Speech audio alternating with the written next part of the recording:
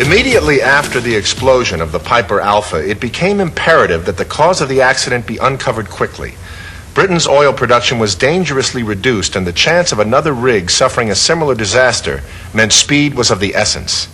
Working backwards, investigators began to trace the blast back to its point of origin. That's when failure analysis was called in. We were called immediately after the disaster on Piper Alpha occurred, in part because of our extensive past experience in investigating accidents in the North Sea, in part because of our technology. But immediately the investigation took on a character of its own. And I wouldn't characterize any investigation of any part of the accident on Piper Alpha as easy, because, let's face it, the next day, 30,000 tons of evidence were under 500 foot of water. Investigators had determined that the first explosion took place in what was known as Module C. The control room was located here, immediately above the explosion. It was destroyed instantly. Most of the crew were in their quarters located here. Tragically, the flames were between them and the lifeboats. Though the area of the explosion had been isolated, the cause of the blast was still unknown. In order to zero in on the ignition point, eyewitness testimony had to be compared with the actual layout of the Piper Alpha. Rebuilding the rig would be impossible, but by using the original blueprints, failure analysis was able to reconstruct the Piper Alpha inside the computer. What engineering animation permits is as close to time travel as mortals will ever get. We can travel back in time and stand on the platform as it existed the day before its destruction, even though it will never exist again.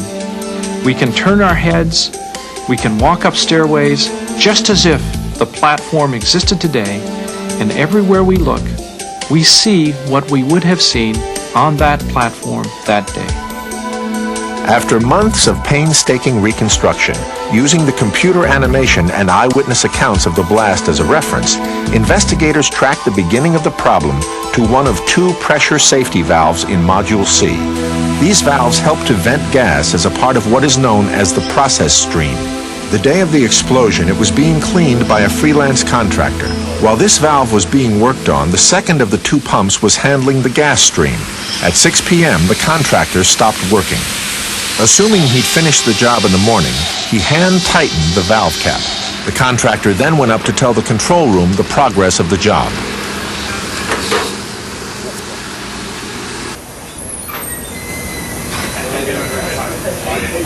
Everything quiet? Great. It's the number 3 valve again. It's giving us a wee bit of trouble. As far as investigators have reconstructed, the change of shift from the day crew to the night crew was going on at the same time the contractor reported the valve's removal.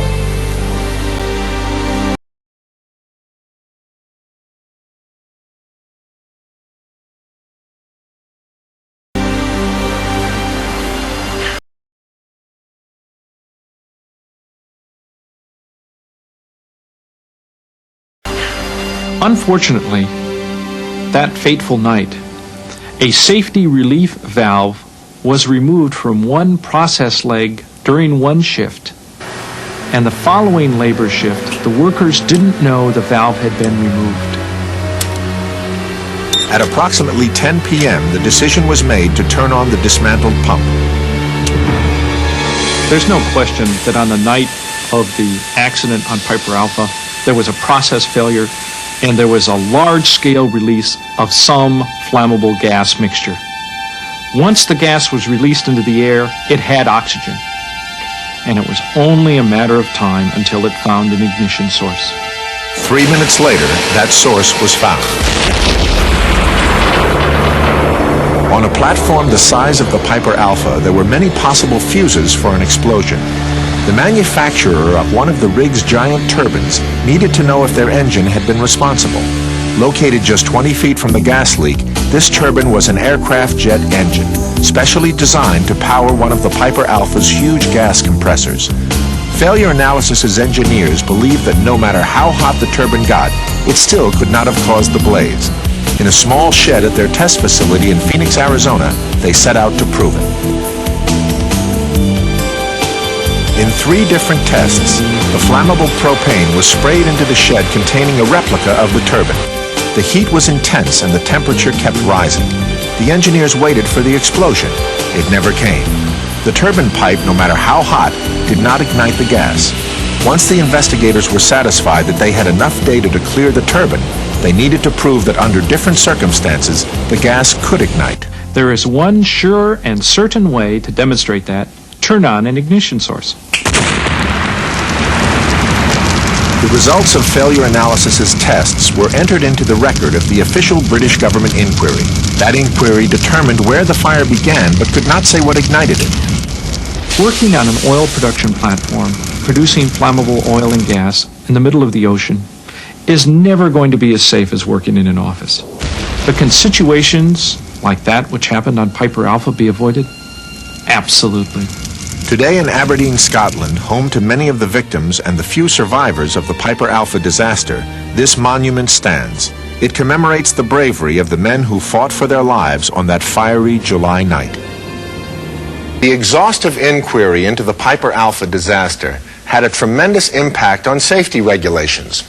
Crew accommodations have been moved far away from the production zones, with blast-proof walls between them.